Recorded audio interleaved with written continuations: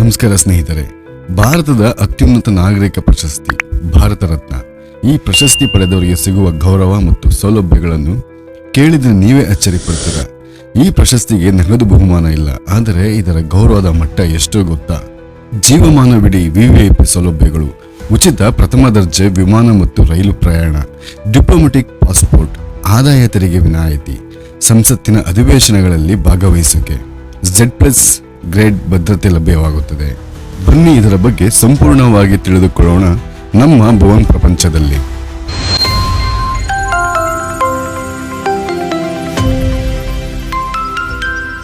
ಭಾರತ ರತ್ನ ಎಂದರೆ ಏನು? ಭಾರತ ರತ್ನವು ಭಾರತದ ಅತ್ಯುನ್ನತ ನಾಗರಿಕ ಪ್ರಶಸ್ತಿಯಾಗಿದೆ. ಇದನ್ನು 1954ರಲ್ಲಿ ಪ್ರಾರಂಭಿಸಲಾಯಿತು. ಮೊದಲ ಬಾರಿಗೆ ಈ ಗೌರವವನ್ನು ಪಡೆದವರು doctor Sarvepalli Radhakrishnan, CV Raman, C Rajagopalachari. 2024ರವರೆಗೆ 50ಕ್ಕೂ ಹೆಚ್ಚು ಗಣ್ಯರಿಗೆ ಈ ಪ್ರಶಸ್ತಿ ಲಭಿಸಿದೆ. ಭಾರತ ರತ್ನ ಪ್ರಶಸ್ತಿಯಲ್ಲಿ ಏನೇನು ಕೊಡಲಾಗುತ್ತದೆ? ಸ್ನೇಹಿತರೆ, ಬಹಳ ಜನರಿಗೆ ಒಂದು ತಪ್ಪು ಕಲ್ಪನೆ ಇದೆ. ಭಾರತ ರತ್ನ ಪ್ರಶಸ್ತಿಗೆ ಕೋಟಿ ರೂಪಾಯಿ ನಗದು ಸಿಗುತ್ತೆ ಅಂತ. ಇಲ್ಲ, ನಗದು ಬಹುಮಾನ ಇಲ್ಲ.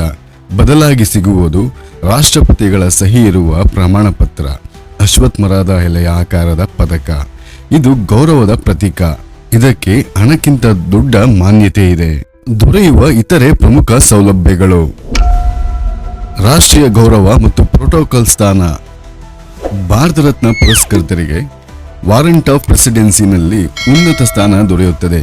ಅಂದರೆ ಸರ್ಕಾರಿ ಕಾರ್ಯಕ್ರಮಗಳಲ್ಲಿ ಅವರಿಗೆ ಅತ್ಯುನ್ನತ ಪ್ರಾತಿನಿಧ್ಯತೆ ಕೊಡಲಾಗುತ್ತದೆ. ಸ್ನೇಹಿತರೆ, ಎರಡನೆಯದಾಗಿ VVIP ಗೌರವ.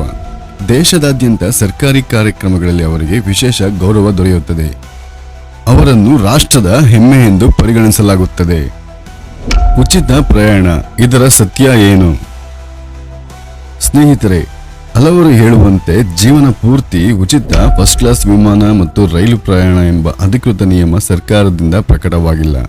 ಕೆಲವೊಮ್ಮೆ ಸರ್ಕಾರದ ಆಹ್ವಾನದಲ್ಲಿ ಪ್ರಯಾಣಿಸಿದಾಗ ವ್ಯವಸ್ಥೆ ಮಾಡಬಹುದು, ಆದರೆ ಜೀವಮಾನ ಪೂರ್ತಿ ಉಚಿತ ಪ್ರಯಾಣ ಎಂಬುದು ಅಧಿಕೃತ ನಿಯಮವಲ್ಲ.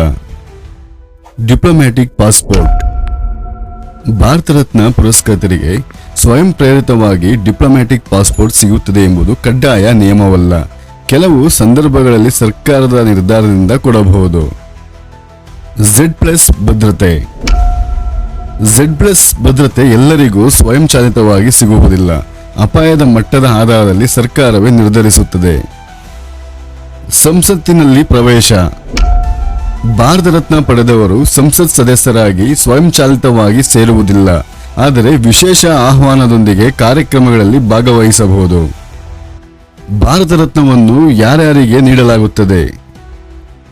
ಭಾರತ ರತ್ನ ಪ್ರಶಸ್ತಿಯನ್ನು ಕಲೆ, ಸಾಹಿತ್ಯ, ವಿಜ್ಞಾನ, ಸಾರ್ವಜನಿಕ ಸೇವೆ ಮತ್ತು ಕ್ರೀಡೆ ಯಾವುದೇ ಕ್ಷೇತ್ರದಲ್ಲಿ ಅಸಾಧಾರಣ ಸಾಧನೆ ಮಾಡಿದವರಿಗೆ ನೀಡಲಾಗುತ್ತದೆ.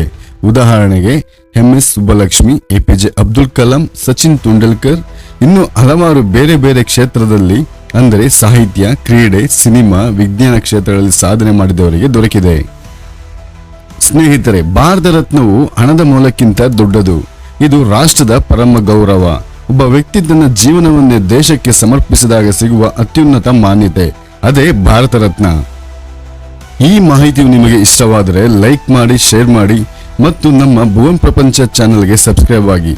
ಧನ್ಯವಾದಗಳು ಸ್ನೇಹಿತರೆ. ಜೈ ಹಿಂದ್.